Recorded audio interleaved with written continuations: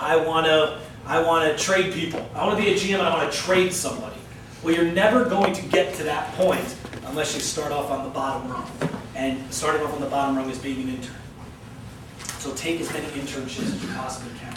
Years ago, when I was younger, which was many years ago, a lot of people had to go to graduate school to get an internship. And you went to St. Thomas Aquinas or you went to Ohio State. Those are the two big sports management places. You did that to get this book. And in that book was everyone's names that went to that school, and they would hire you for an internship. Nowadays, with the sports marketing programs that they have, you don't need to do that. You could go to school, you can get an MBA in sports, you can get a doctorate in sports, you can get as many degrees as you want. That's up to you. But in reality, you're going to start off here, where we all started off. The way to get into the sports marketing field is to get your foot in the door by networking and doing internships, doing a really good job, and then moving on from there. Once you get your foot in the door, because it's such a small market, you got to stay in there, and that's how you'll move up. So I worked at Madison Square Garden. I went 5 days a week from Rutgers, got on a train every morning. They didn't pay me.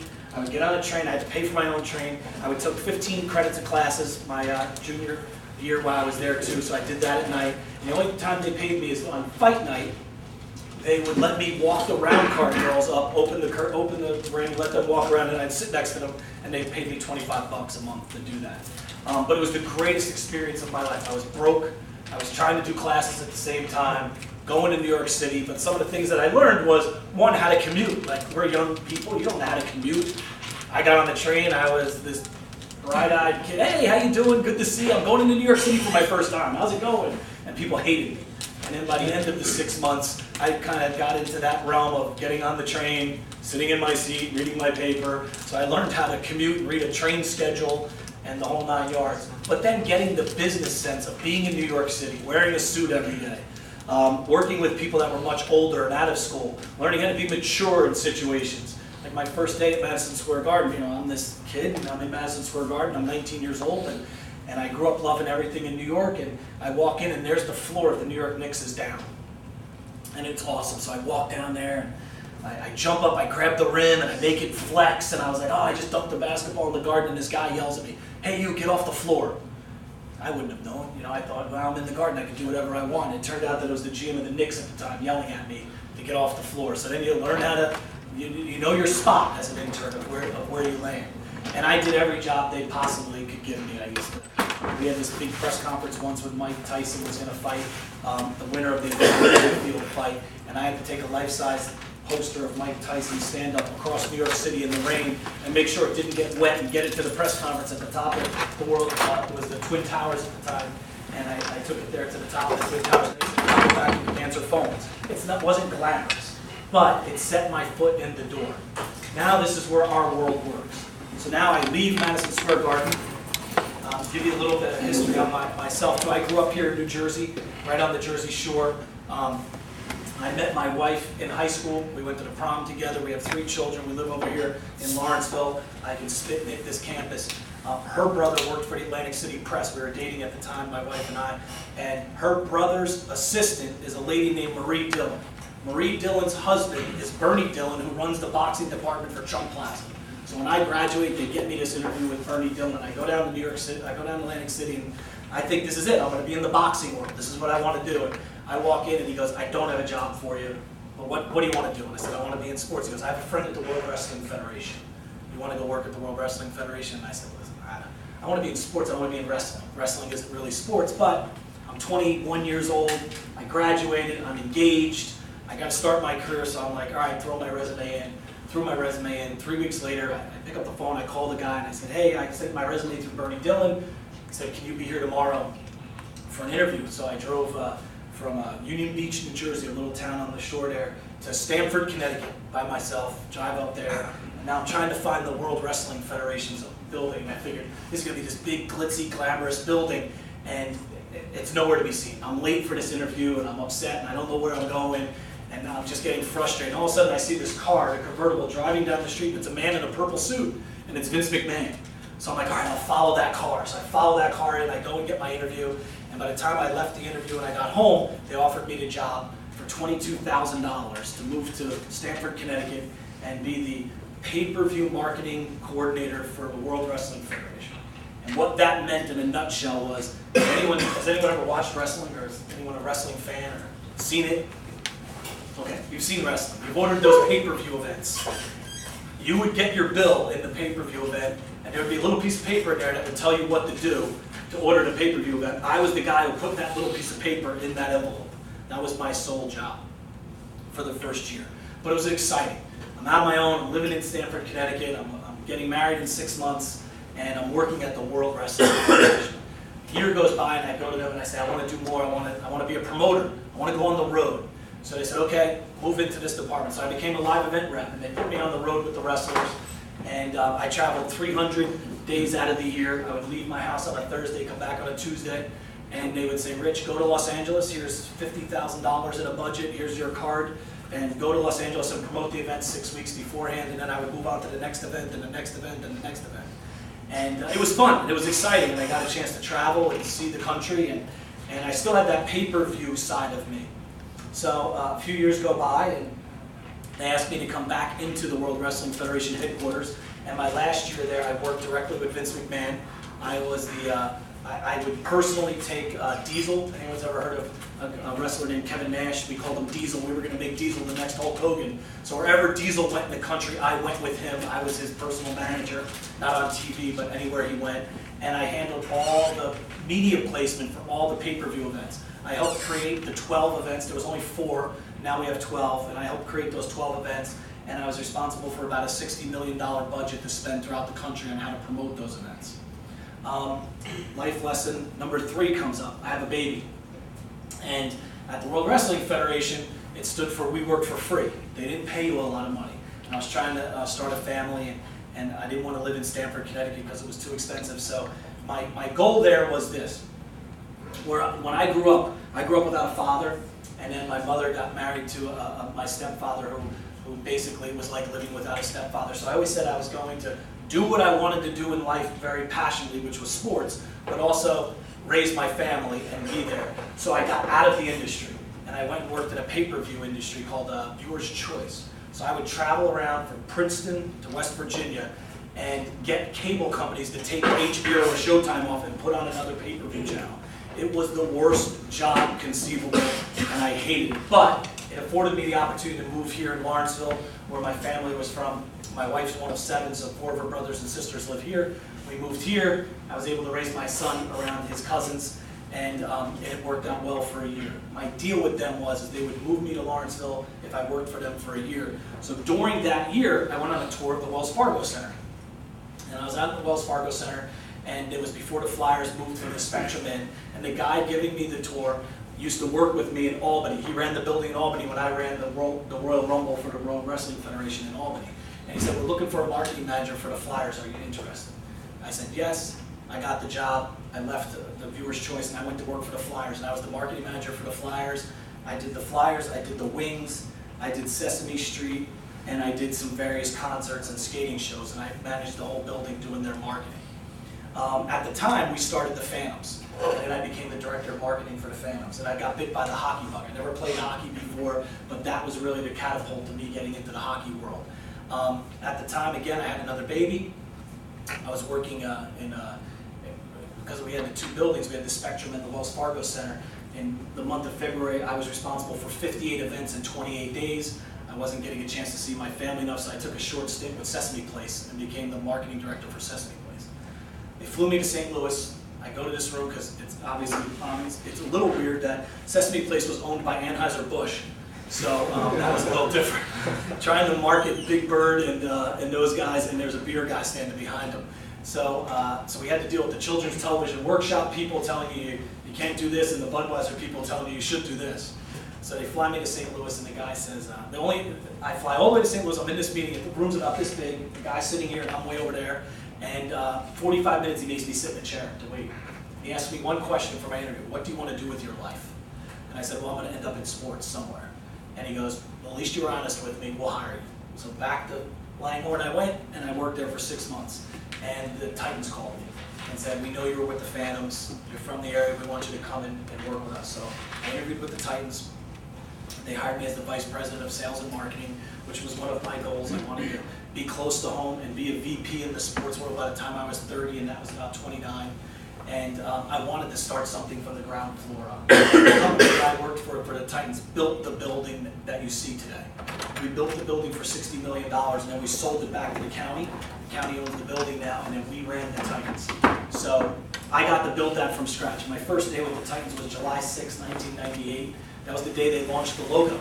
I didn't even know what the logo was. I didn't know the colors, and I was going to be the guy marketing it. Then they told me that the logo was going to be called, they were going to be called the Trenton Swamp Dragons. So I was very excited that it ended up being the Trenton Titans and not the Swamp Dragons, because that would have been tough. We became a Flyers affiliate, we became an Islanders affiliate, and then October the 15th of 1999 was opening night of the building. And that was one of my biggest professional accomplishments in my career. We had 8,000 people in the building. People said it couldn't be done, and we had a big win. We beat the Johnstown Chiefs, and the place was rocking, and everything that I've always dreamed about, entrances and fireworks and things that I took from the World Wrestling Federation, I brought there, and it just culminated into a great thing. And then that year we made the playoffs, and we went to the Northern Conference Finals, which was the longest an inaugural team ever went to, which was great. Our second year we went to the finals and lost in the championship. Our third year we did okay. By the fifth year, I became the president and GM of the team, and in 2004 and 5 we won the championship, which was a great, probably one of my best crowning moments, was to win a championship finally and to get a ring and to do all that. As a player, you always want to win the championships, and now I knew I would never be able to win as a player, so as an executive it was exciting. I got a phone call from Bon Jovi, his people, and said that we have an arena football team up the street, and we want you to come be our GM. So I left the Titans after. You get to a point in your life where you say, and this is one of my other learning lessons, is that I have to keep moving and doing things. And I accomplished everything. We took something from nothing to a championship. We went to leading ticket sales, we went to leading sponsorship sales, we won a championship. There was nothing left to do. So the new challenge was to go back to Philadelphia and market arena football. So I went to work for Bon Jovi and Ron Jaworski. I spent 3 years with them. The team itself, when I took over, was losing $1 million. We turned that around to the second year we broke even, and we were the only team in the league the next year to make any sort of money. The league lost $60 million total. We were the only team to make money. We won a championship in 2008, and then the whole league folded. We're in New Orleans now. This is a surreal moment. We're in New Orleans. We win a championship. You're standing there with John Bon Jovi, Richie Zambora, Ron Jaworski. He rented out a restaurant for 600 people, big party, you're drinking, you're having fun. We're out on Bourbon Street, and the next morning I get on the bus to take the guys back to the airport so we can leave. I call the league office and I said, hey, we won the championship. Our take from today is 300 grand. When can I expect the money so I can pay the players? And they go, Rich, we're bankrupt, and you're not getting your check. So to be able to go home on this high, knowing that this is happening, so it was a tough thing to say and do. We had a parade in Philadelphia, that was exciting, and then Bon Jovi said that was it, and we had to move on. So at that point in time, I started my own sports marketing company called Small Change Marketing Group. And I said to myself, what am I good at? I'm good at selling sponsorships and tickets and managing people and setting up the protocol. What I didn't really want to do at the time was run the day-to-day operations again, because that sometimes gets a little bit tedious. So I went to the Thunder, the Camden River Sharks, the Patriots, some other minor league sports teams, and said, hey, there's some low-hanging fruit here I can help you with. So I got hired by them as an outside consultant, which was great. They put an arena football team here called the Trenton Steel. I was involved with that, and things were taking off. My company's been in business for 3 years. Trenton Devils folded last July. They called the league office and said, we're giving back the charter to the league. Do you know anyone who would want to buy the team? I put together a group that I knew, and we went in and bought the team, and we started the Titans back up again on July 28th. So my company at the time was hired by the Titans to be the management company for the new Titans team. We started on July 28th. We had to play our first game on October 22nd. We had nothing. No desks, no phones, no sticks, and we didn't have a coach, we didn't have players, so we had to put everything together. When I left Trenton in 2005, we had 2,500 season ticket holders. We did $550,000 in corporate sales, and we were averaging about 5,500 a night, and we won the championship. when I came back last July, we had 200 season ticket holders that were refunded their money by the Devils, so we started off with none. They had less than $100,000 in corporate sales, and they were averaging 900 people a night. So we were really starting from scratch. I'm proud to say, and due to some of my colleagues, like my friend Woody back there who works with me, we raised the season tickets to 632. We averaged 3,000 fans last year, and we were about 200,000 in corporate sales, which was a great, great accomplishment. We had the biggest growth in the league. We grew the team 26%, which was great. And this year we're doing even better. We're up over 400,000 in corporate sales this year. We had our biggest opening night crowd of Friday night of 5,300. Last year we had 5,200. This year we had 5,346. That's the biggest crowd in 6 years. Our season ticket base is right now at a little over 800. Our goal is to get to 1,000 by the end of this year, and we should average between 3,500 and 4,000 people this year. So the Titans are back. The biggest accomplishment I think that we accomplished as a staff was when the Devils had the team. They lost $1.8 million the year we took over the team. Last year we got the loss down to about 800,000, and this year we'll get the loss down to about 300,000. So next year my partners will be seeing it break even and then making money in less than 5 years. And we had a 5-year plan to have that happen. So that's exciting. It's exciting that my company now is going to own a piece of the Trenton Titans. So I will own a piece of the Titans. I'm excited about that. Part of my, I still have my small change marketing company. I'd like to grow that into different areas. One is to own a piece of the Titans and maybe own some other sports teams where I can consult with them. My overall goal and our goal as the partners is to buy other teams, and then eventually I would break off from running the day-to-day operations of the team and oversee the other teams. I also, through the help of Woody, we've created an online presence where we help teams sell tickets and sponsorships, and we do sales tips. We have toolkits on there that you can go on and pull off things and do, and we're going to start doing webinars where teams and representatives from teams will go on, pay a fee, and then I can help them sell their tickets from afar. I don't have to be in Wichita, or I don't have to be in Kansas to do that. We can do it right from here. So that's really where my company is morphing into. A couple of things, and a couple of things that I hope you take from this. One, do internships. Try that stuff on. That's the way you're going to know what you want to do. Two, if you're passionate about sports, do it. If you're passionate about music, do it. I spend more time with Woody than I do my wife and kids, so I better like what I do and like Woody, because those are some long, long days. So like what you do. If you don't like it, I had one person sit up once and goes, I'm going to make $100,000. I said, really, you're going to make $100,000? He goes, yep, I'm going to make $100,000. I said, do it what? He goes, I don't know, but I'm going to make $100,000. That's my goal. Listen, you're not going to get rich in sports. Right away, you're not going to get rich in sports, and I'll tell you that. You got to start off on the bottom. But if you're passionate about it, and if you like it and want to keep doing it, it will come. The revenue will come, and you will make what you want to make. But follow your passion. Another part of me was how to integrate my passion for business into my home life. We do spend a lot of time together. People don't realize this, that we work when other people are relaxing. You relax by going to a game. I'm working at that game. So I incorporated my life into that. This is a 24 hours a day, 7 days a week job for me. It's my own company. That's my team. I tell this to Woody and our staff all the time. I love that team over there. So I will do everything to protect that team. But also, I wanted to raise my family. I have 3 children, 17, 15, and 12. 2 of my sons play hockey, so I'm involved in hockey a lot. I'm in a rink every weekend. But I wanted to be in sports and stay close to home, and I knock on wood, I've had the opportunity to do that. A lot of my friends in the sports world have moved around the country. I didn't want to move. This is where we wanted to raise our kids. So if you could find that passion and keep your home life intact, I would highly, highly, highly recommend that. It's a tough business. You spend a lot of hours doing what we do. But I do it because I love it and you have a passion for it, and that makes the days go quicker. I love doing these things, coming out and talking to kids and being mentors. I'm more than happy. We do a lot of internships. Woody was an intern. Half my office were interns with me that we've hired afterwards.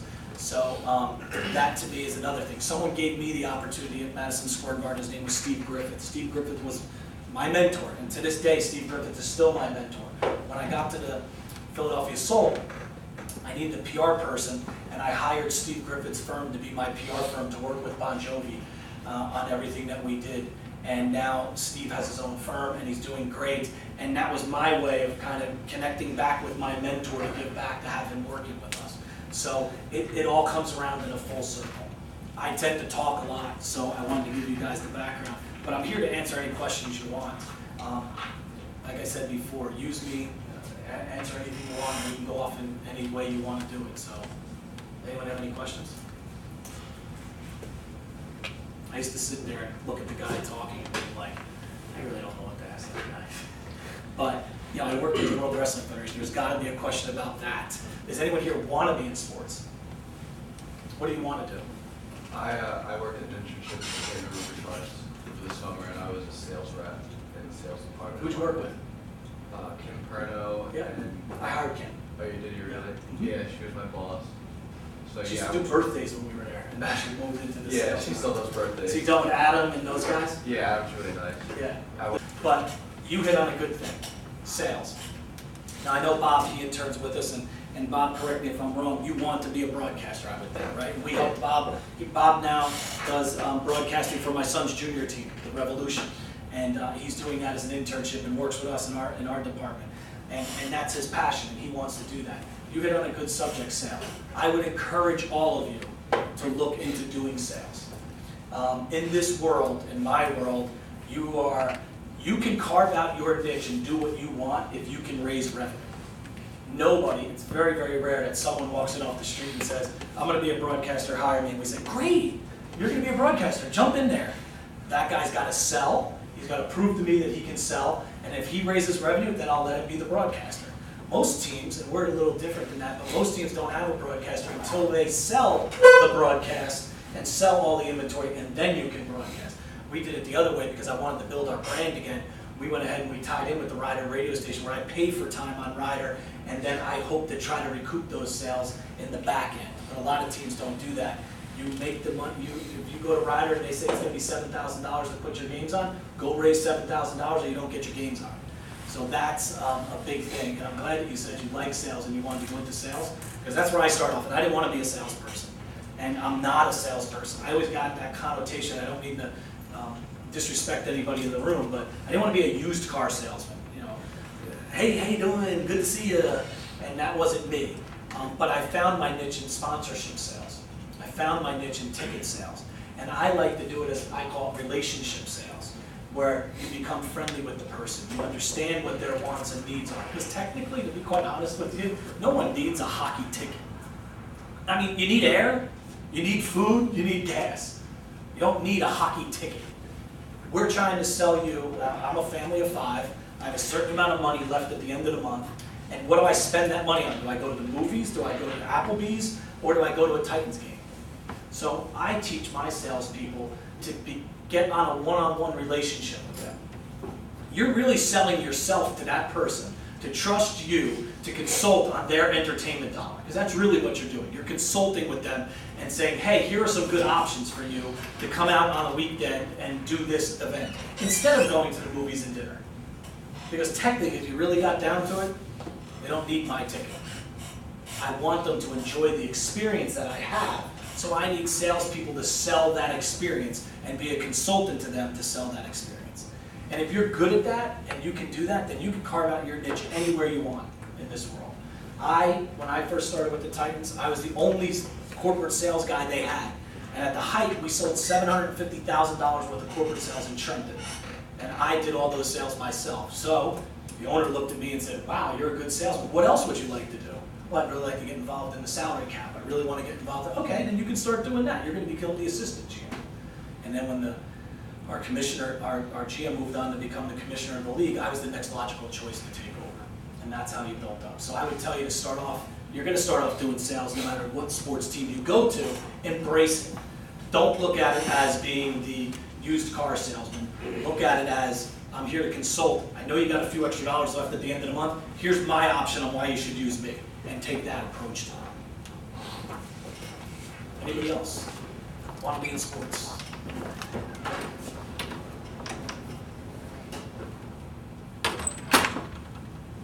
Okay. Would you recommend working for Vince McMahon? Absolutely. I was 22 years old, and I'll tell you a couple stories about Vince McMahon that helps me where I'm at today. And Woody can attest to it. I'm not a person that says, we can't do this. I ask, why can't we do this? And that was from Vince McMahon. And again, I was 22 years old when they threw me into that world. And believe me, it was during the time that the steroid thing happened. I was involved, you know, I obviously looking at it and take steroids, so it wasn't like that. There was a lot of scandals going on at the time, but with Vince, he would come up with these ideas. So when I ran the pay-per-view department, I got a phone call from Vince saying, we're going to, what do you think of Lawrence Taylor? And I said, well, Lawrence Taylor's a good guy. He goes, I'm going to get him in WrestleMania. And I said, that would be pretty cool. You put Lawrence Taylor in the ring with, you know, in the corner of somebody. He goes, I'm going to get him in wrestling. I said, well, how are you going to get Lawrence Taylor in wrestling? He goes, listen, I just watched him retire. He is retired. He's got some personal problems. What's he going to do with his life? I'm going to get him to wrestle. So about 6 weeks later, Vince calls back and says, we're going to have Lawrence Taylor wrestle Bam Bam Bigelow. So we all went down to the Royal Rumble in Tampa, Florida. And they came to me and said, Rich, your job's going to be, you're going to sit in the crowd, you're going to act like a fan, and you're going to sit one row behind Lawrence Taylor. And Bam Bam Bigelow's going to come out during the event, he's going to walk around, and he's going to push Lawrence Taylor. Your job is to just make sure people don't get hurt. And then that's going to start the fight. And at the end of this fight, he's going to fight him at WrestleMania. I knew Bam Bam because I grew up in Union Beach. Bam Bam grew up in Point Pleasant. So he and I became friends. And he was always nervous about the whole thing, about wanting to be with Lawrence Taylor. And then they blossomed into a relationship and did very well. But Lawrence Taylor comes in, I'm sitting there like a fan. All of a sudden, Bam Bam walks around the ring. I said, okay, here's what's gonna happen. I go to stand up, I have two little kids next to me. I wanna make sure that they don't get hurt. Bam Bam starts yelling at Lawrence starts yelling at Bam Bam, and Bam Bam hauls off and punches him right in the face. And Lawrence Taylor broke his glasses, blood flies all over the place, and I was like, holy, I can't believe it. I think Bam Bam Bigelow flipped out. Lawrence Taylor, you could see it on his face, he was mad, that wasn't supposed to happen. He goes after Bam Bam, huge fight, I'm holding people back. A friend of mine was on the other aisle, we leave, and I go, oh my God, I can't believe Bam Bam punched him. So now we go backstage, and Lawrence Taylor comes in, his glasses are down, he's screaming, he's got blood all over him, I can't believe this, I can't believe this, he punched me, and Vince McMahon said, stop. He punched you because I told him to punch you. But you said he was going to push me. He goes, if he pushed you, it wouldn't have looked real. The only person that knew he was going to punch you was Bam Bam. And he goes, here's a check for $100,000. And Bam Bam was upset because he didn't really want to punch Lawrence Taylor. But in Vince's mind, that made it legitimate. Now, Bam Bam actually punched Lawrence Taylor. Because we've all watched wrestling, whether you say you do or you don't, you do. And it looks fake at times, right? This looked real, and the fans bought into it, which then made it one of the biggest pay-per-views. But those are the things that Vince did. Another example was we were sitting there, and does anyone listen to 95.5 DLJ, Todd Pettengill? Todd Pettengill was our announcer at the time. And Todd comes in, and we're sitting in a meeting, and he goes, hey Vince, you want to buy my house at Montclair? And Vince goes, why would I buy your house? And he goes, well, you could give it away on TV. And Vince looks at me and goes, can we give away a house on TV? And I said, yeah, I guess you could. You could just buy a house and give it away on TV. So he turned to Pat Patterson, he goes, Pat, go to Florida and buy a house. Give Pat a check. Pat went down and bought a $300,000 house on a Wednesday. On Saturday, we had it on TV, we were giving it away. That's the stuff Vince did to promote our new event called In Your House, In the House. In Your House was one of the pay-per-view events we did. So we gave away a house for In Your House. And but those are the things that I learned from Vince was, there's no reason why you can't do stuff. There's no reason in the world. I don't know if I would have learned that if I was there older, if I was more jaded in the world and learned from someone else, but I'm happy that I did. He was a great person to work for. I had my son when I was there. Stephanie McMahon used to babysit my son, and I worked with Shane, was in my department too. They were very good friends of mine, but I learned a lot from Vince McMahon. I admire what he did my first year there. We grossed more revenue in sales than the NFL did. So when you think about NFL merchandise, and the World Wrestling Federation was higher than NFL merchandise, that's a big accomplishment for wrestling. Anyone been to a Titans game? Anyone want to go to a Titans game? Well, you know, I say all the time, like, if you want to be in, I said it before, if you want to be in the sports world, you've got to come and see if you like it. Because it might not be for everybody. It's a tough business. It's a lot of hours. It's not a lot of pay. It's frustrating at times. But for me, standing in an arena, knowing that I put 7,000 people in that arena, when the lights go out and the music is playing and the video that you made is on there, there's something exciting about that. No disrespect to anybody. I don't want to be an accountant. I don't want to sit behind a computer all day and do that. So again, my niche was sports. And I hope that some of you want to do that. And if you do, we're more than happy to talk to you about being an intern. We've helped out a lot of people, not even if you say to me, you know, I want to intern with you, but then I want to move to California. Well, that's part of the deal. That's part of what you do to be an intern. But what I'm paying you in afterwards is helping you find a job out there, because it is a small, hard world to get into. It's very cliquey, it's very niche-filled, it's very who you know. It's not what you know, it's who you know. Your teacher, if he's here anymore, but he can teach you whatever he wants here. When you get out, I'm going to reteach you what you need to know. This, to me, being in school, is you got to improve yourself by being able to stay here 4 to 5 years now, and giving that commitment. But when you get out of school, I'm going to teach you what you need to know. I'm sure he's going to hate me for saying that. What are you guys learning in here? What is some of the stuff he's teaching you? Okay, nothing.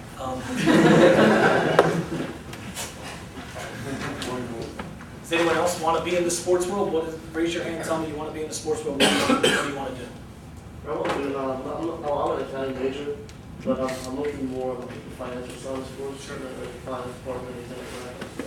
There's a lot of money in that side, isn't there? And nowadays it's an exciting side. We were just talking about it today with our other owners, like the San Francisco 49ers are selling PSLs, and they didn't have any money to build their stadium, so they hooked up with a financial group, if I'm not mistaken, and they came up with this formula to sell PSLs, and all the money to finance that stadium came out of other people's monies. So they didn't have to go to the bank and get that. So you would step forward and buy a PSL for San Francisco's team, and you're paying $10,000 to have the right to buy that seat. They've raised over $400 million to be able to build that stadium. That's an exciting thing that I think if you want to be in the finance world of sports, that's the exciting part. The other part is I delve into the salary cap. That's another exciting part if you want to be in the finance part of a sports team, is being a capologist. If you can be a capologist, and I'm sure some people here have seen the movie Moneyball, and Billy Beane was really a capologist and came up with another way of looking at things, and his right-hand guy, Paul Adesta, and those guys were Harvard graduates and Yale graduates that all of a sudden figured out that they can manipulate the system this way and become a capologist, which then basically turned baseball on its ears. So it's an exciting place if that's what you want to do, and there's a lot of entry for that in that area. Anybody else? Want to be in sports? Good. I'm a journalism major, so We love you guys. hoping for a career in like sports writing. Sports writing, so you want to work for a newspaper or a magazine, which is great. And the thing I would tell you there is I would call newspapers, and let's backtrack a little bit. I might not even call it a newspaper yet. I'd call the Titans and say, hey, can you credential me and let me come and write some stories? Come to a game, watch, interview the coaches, do everything, harness your writing, write some stories, let us look at it, let us critique it, and then here's what you get a few of those under your belt, then you call the newspapers, because now in the newspaper industry, it's a lot different than the way it was. Years ago when I was here with the Titans, we had a beat writer every single day, traveled with us, did everything. Now, because newspapers are dwindling and everyone's reading it online, they don't really have the traditional beat writers so much, so they do these things called stringers. So they'll pay you $50 a night to go and watch the game and write a story instead of paying you $50,000 and being the beat writer for the team. So if I was looking at getting into your business, I would use myself, I would use the Thunder, and just come in and say, can I write some stories? I'll give you the stories for free to run on your internet, which is great because we would love that, we love content.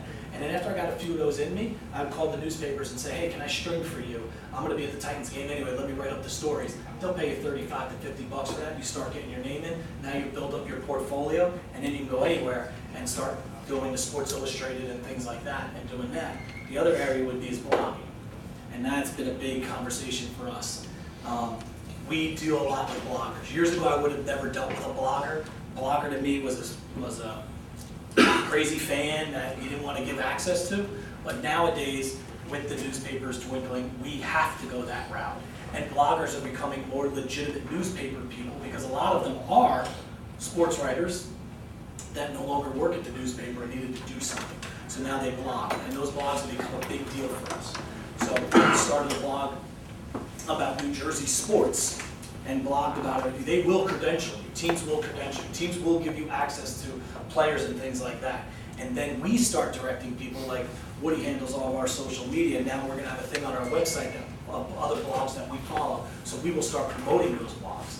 And we have one guy that we have, Mike Ashmore, who probably is the foremost blogger in this area, who off of his blogs got picked up by the Trentonian as a stringer, and now he's our beat writer at the Trentonian when they pay him to be there. So teams are actually, they'll actually go and look up like bloggers that can they find information on the team? Absolutely.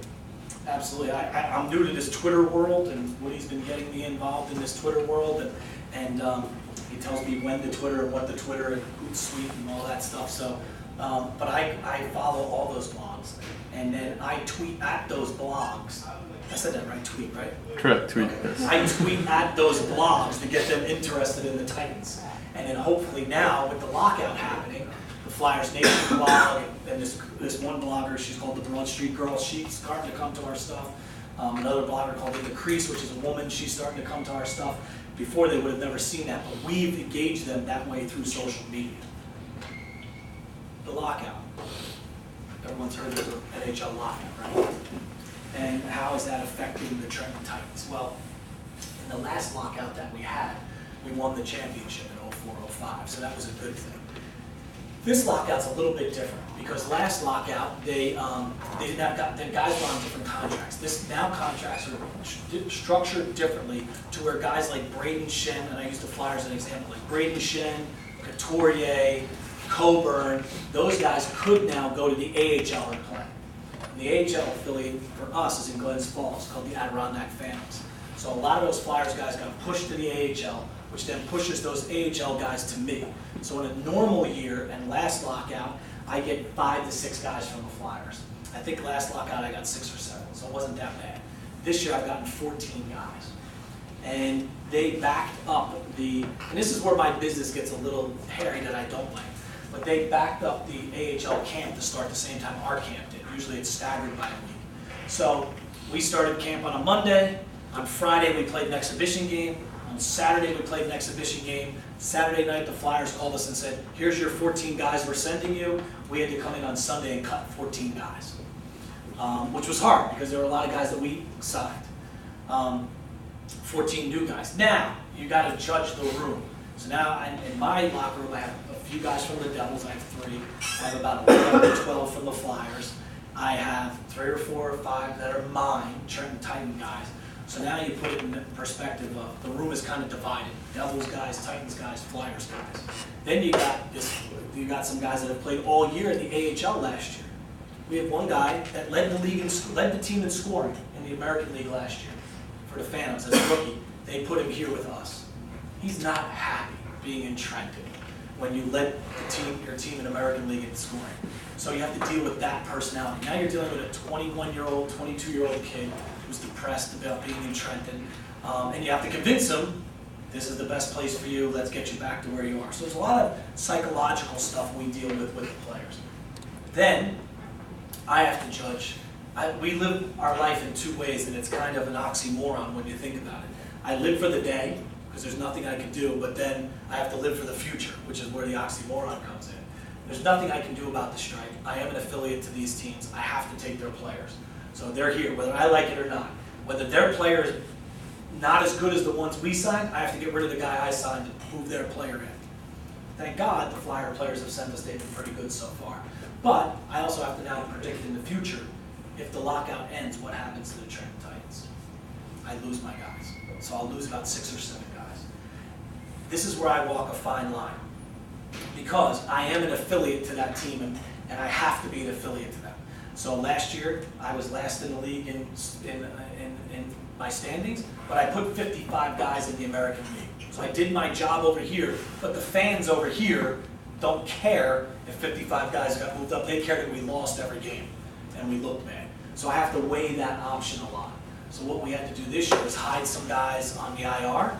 We had to put some guys on our reserve list. There's another league out there called the Central League, so I struck a deal with the Central League team and we put a few players there. So when the strike is over, the lockout's over, I now can pull two from there, and now I got 6 guys back and I can play again. So it's a fine line we walk, because you want to be a good affiliate to the team, but you also want to make money for the Titans, because that's what we do, and season ticket holders are how we make our money. And if you don't play well, then you don't get season ticket holders, then you don't have fans in your stands, then you don't get sponsors, which means you don't have a team. So it's a fine line we have to walk by trying to put the best product on the ice, to sell tickets, so then we can sell sponsorships, so we can be here, and to be an affiliate to these guys. So we argue a lot, my coach and I. I always say in hockey there's a saying that he worries about the team and I worry about the organization, as the Canadians say. But it's a good mix, and I'm glad to say that the Titans are back, and the strike is going to help us. Today we had Peter Laviolette at our practice, Craig Berube at our practice today. We had Comcast Sportsnet down here covering us, which usually doesn't. We had NBC 10 down here covering us. We had the Flyers beat writers down here. So those things are going to help us throughout the lockout. Anybody else? No questions? I don't know if you know anything about this, but the Phantom Stadium up from Allentown, Pennsylvania, that's where the new stadium is. Yeah. So do you know anything about like when that's going to be done? 2 years. 2 years? Yeah, so they're talking about, it was supposed to be done, I know the brothers there that own that, it's called the Brooks Brothers. They own a team in my league called the Wheeling Nailers for 15 years. They're going to run the building with Comcast Spectacor. I guess there were some problems there where every time they put a shovel in the ground, someone was suing them. I think they got through all of that, so it's not going to be this year. It's probably going to be next year, but it could be the year after that. Sometime between 14 and 15 or 15 and 16. Which is one of the reasons why we became a Flyers affiliate again, because they wanted to have the triangle of Philly, Allentown, Trenton to shuttle their players back and forth, which was nice. In our heyday, when they were the Flyers, the Phantoms were in the Spectrum, we had 22 guys see time in the NHL through Trenton, through the Phantoms and the Flyers, because it made sense. It's hard when the affiliate is in, the Devils affiliate last year was in Kalamazoo, Michigan. It's hard to, if I'm the Devils, I'm not sending a guy that I think is going to make it in the AHL and could make it in the NHL and put him in Kalamazoo, because it takes me forever and money-wise to get him back from Kalamazoo. The good thing with us is that if the Flyers think there's a guy that can make the NHL or the AHL, they stick him in Trenton. It's a 3-hour ride, 4-hour ride, either way. Your guys get called up more, and you'll start to see more exposure that way, which is good for me too, because one of the things that we market is the future stars of the NHL. And fans want to see that. So we actually had a guy play with us on a Friday, got called up, and played in an NHL game on Sunday. And the fans went crazy for that. Any other questions? Yes, Rudy. I'm just curious. Questions with me all day. Never had the opportunity to ask you this one before. You spent a lot of your career working in minor league sports, specifically with the Trenton Titans and arena football, which isn't minors, but is it something you enjoy? Like, why the minors? Is there any desire to ever go to the professional or major league level? Not professional. No, and you know what, that's a good question, and I usually touch on that. That's a couple of things. One, the minor league level fits within my lifestyle. It means a lot to me to be able to coach my son's hockey teams. My youngest son plays hockey at Baker Rink, so last night I was in Baker Rink with him, and then I went and had coffee with my daughter. That means a lot to me to raise my children and to have that quality of life, which you can have in the minor league area. Now, I'm not putting down the major league area, but that's a whole different bracket. And usually you have to move around the country to have that happen, or to where you settle into what you want to have happen. And I've had many of opportunities to go to Chicago. I almost moved to California once because I thought that was going to be great for my career. And you get kind of pigeonholed in the major league area. You kind of get pigeonholed into doing one thing. If you do ticket sales for the Eagles, you just do ticket sales for the Eagles in a cubicle, and you are judged on how many tickets you sell for the Eagles. In the minor leagues, we wear a lot of hats. Take Woody for an example. Woody was an intern with us. Then he left for a week, and I called him back and I said, "We gotta have you back." So Woody came back, and he's our ticket seller, but he's also now our director of social media. So he does all of our Facebook, social media, website stuff. He wears many hats. I have another kid that works with me, I call him Beebs. He was also a creative guy. So he does ticket sales and he does all of our creative stuff. So everything that you see that comes out creatively is him. So people wear different hats. That was a big thing for me. I didn't want to just be pigeonholed into doing one thing. I wanted to be able to do a lot of things. So when I looked at it, I said, okay, I want to do a lot of different things. I want to touch every part of the organization. I want to help make decisions on things. How do I do that? And still get home in time to have dinner with my kids and go to the conferences and coach and do all that, and want to follow my passion of sports. That all led me into the minor league world, which is a tremendous world, and you can have a lot of fun at it. And I'm a creative person. It's hard being creative sometimes at the professional level. Yeah, there are times that I beat my head against the wall because at the professional level you have money coming out of everywhere and you can just do things. We have to find out other ways of doing things and being creative. Henceforth, one of the things I learned from Vince McMahon, find ways to get things done. And that's what we do. But we can be much more creative at this level, much more things. Like we want to put our mascot on the roof of the building. That's hard to do when you're on the major league level, but for me, take an intern, put a suit, stick them on top of the building. You know, there it goes. So there was a lot of different avenues that led me into this world. And I'm very happy to be here. Yes, I have friends that have had their name etched on the Stanley Cup, and I have friends that have won a Super Bowl ring and a Stanley Cup ring, and that would be exciting, but you know, I've won my championships and I have my 2 rings, but my one friend also missed his daughter's graduation. And my other friend, you know, no disrespect to anybody, but he got divorced because of his job. Those were things that weren't options in my life, weren't going to happen in my life. So being in the minor league world really fit into all the aspects that I wanted it to be. Any other questions? Guess you're getting out here early. Good. Thank you. Thank you.